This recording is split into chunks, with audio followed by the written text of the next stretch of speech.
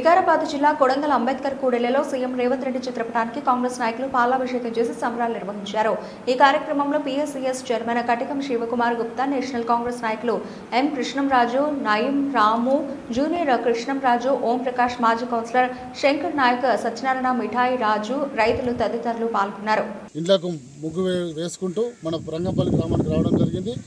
ఈ యొక్క కార్యక్రమంలో విచ్చేసినటువంటి మన తౌరా నాయక్ గారు, అదేవిధంగా ఇప్పుడే పోయిన ఎంపీడీఓ గారు, ఏఈ రోజా మేడం గారు, హౌసింగ్ ఏఈ గారు, గ్రామ సెక్రటరీ గారు, అదేవిధంగా మండల మాజీ వైస్ ప్రెసిడెంట్ మన సత్యనారాయణ గారు, అదేవిధంగా గ్రామ కాంగ్రెస్ పార్టీ అధ్యక్షులు రాజేందర్ రెడ్డి గారు.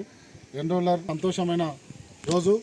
ఎందుకంటే గత 15 ఏళ్ల నుంచి కలలు కన్నటువంటి పేద ప్రజానికానికి ఈరోజు మేము మా చేతులారా గౌరవ ఎమ్మెల్యే రామ్మోహన్ రెడ్డి గారి ఆదేశం మేరకు మా చేతుల మీద మేము పేదలకు ఇల్లు లేని వారికి మేము ఇందిరమ్మ ఇండ్ల ముగ్గు వేస్తున్నందుకు మాకు చాలా సంతోషంగా ఉంది. ఇప్పుడు ఇక్కడ మన లబ్ధిదారులు మన లక్ష్మి గారికి ఆమె ఆవేశం చూస్తే ఇప్పుడు ఆమె లోపలి నుంచి వస్తుంది ఇట్లా బాధ. ఆమెకు గత 15 ఏళ్ళ నుంచి మాకు ఎవరు ఇల్లు ఇవ్వలేదు. మేము చాలా బాధపడ్డాం. మాకు ఇప్పుడు ఏదైతే కాంగ్రెస్ ప్రభుత్వం వచ్చిన వెంబడే మాకు ఎమ్మెల్యే డాక్టర్ రామ్మోహన్ రెడ్డి గారు మాకు ఇల్లు ఇచ్చినందుకు ధన్యవాదాలని ఆమె లోపల కన్నీళ్లతో చెప్తున్నది. అంటే మాకు అటువంటి భాగ్యం కలిగింది. ఇప్పుడు ఇటువంటి పేదలకు మేము వచ్చి భూమి పూజ చేయడం మా అదృష్టం. ఇది కాంగ్రెస్ ప్రభుత్వం అంటేనే పేదోళ్ళ పార్టీ. ఆనాడు ఇందిరాగాంధీ కూడా పేదోళ్లకు ఉన్నోళ్ళ తన భూమి గుంజుకొని పేదోళ్ళకు వచ్చినటువంటి మహానాయకురాలు ఇందిరాగాంధీ గారు. ఆనాడే ఇందిరమ్మ ఇండ్లు ఇచ్చింది, మనకు బావులు ఇచ్చింది, భూములు ఇచ్చింది, ఎడ్లు ఇచ్చింది, బండ్లు ఇచ్చింది, మన గ్రామానికి కరెంట్ ఇచ్చింది, మన గ్రామానికి బడులు ఇచ్చింది, మన గ్రామానికి రోడ్లు ఇచ్చింది, అన్నీ ఇచ్చింది కాంగ్రెసే. ఆ రోజు దేశానికి స్వాతంత్రం తెచ్చింది కూడా కాంగ్రెస్ పార్టీ. అప్పుడు కాంగ్రెస్ పార్టీ చేసింది. ఇప్పుడు కూడా మన తెలంగాణ రాష్ట్రం ఇచ్చింది కూడా అమ్మ ఇందిరమ్మ కోడలు సోనియమ్మని ఇచ్చింది. మళ్ళీ ఇప్పుడు మనకు వాళ్ళ ఆధ్వర్యంలోనే మనకు ఇండ్లు కూడా మనకు ఇవ్వడం జరుగుతుంది. మనం ఇప్పుడు మన గ్రామంలో 10 ఇండ్లు ఇవ్వడం జరిగింది రంగంపల్లిలో. మళ్ళీ ఇంకా కొన్ని ఇండ్లు 5-6 ఇండ్లు రేపటి నుండి అవి కూడా వస్తున్నాయి. కొన్ని రిజెక్ట్ అయ్యండి మళ్ళీ వస్తున్నాయి. మళ్ళీ మనకు మన గ్రామ నాయకులందరూ అడిగిన్లు ఇందిరమ్మ ఇండ్లు ఇంకొక 25 ఇండ్లు మనం వారం 10 రోజుల్లో మీకు 25 ఇండ్లు వచ్చేటట్టు మేము ఖచ్చితంగా చేస్తాం. గౌరవ ఎమ్మెల్యే రామ్మోహన్ రెడ్డి గారి దృష్టికి తీసుకుపోయి ఇంకా మన గ్రామానికి ఇప్పటి వరకు మనం సీసీ రోడ్లు కూడా 25-30 లక్షల వరకు సీసీ రోడ్లు కూడా వేయడం జరిగింది. ఇప్పుడు మనకు ప్రజెంట్ తొందరలోనే మనకు బడ్జెట్లో మన ఎస్డిఎఫ్ నిధులు రామ్మోహన్ రెడ్డి గారు ఫండ్లకొని మనము నిధులు పెడుతున్నాం. మనకు డ్రైనేజ్ సిస్టమ్ కావాలన్నారు. డ్రైనేజ్ సిస్టానికి ఇప్పుడు నెక్స్ట్ సార్ ఖచ్చితంగా పెడుతున్నాడు. మన గ్రామానికి ఇంకా ఫార్మేషన్ రోడ్లు కూడా పెద్దలు అడిగిళ్ళు, రంగంపల్లి టు కిష్టాపూర్ రోడ్ అడిగిళ్ళు. అది కూడా ఫార్మేషన్లో పెట్టినాం మొన్న. అది కూడా మీకు తొందరలోనే అది కూడా వస్తున్నది.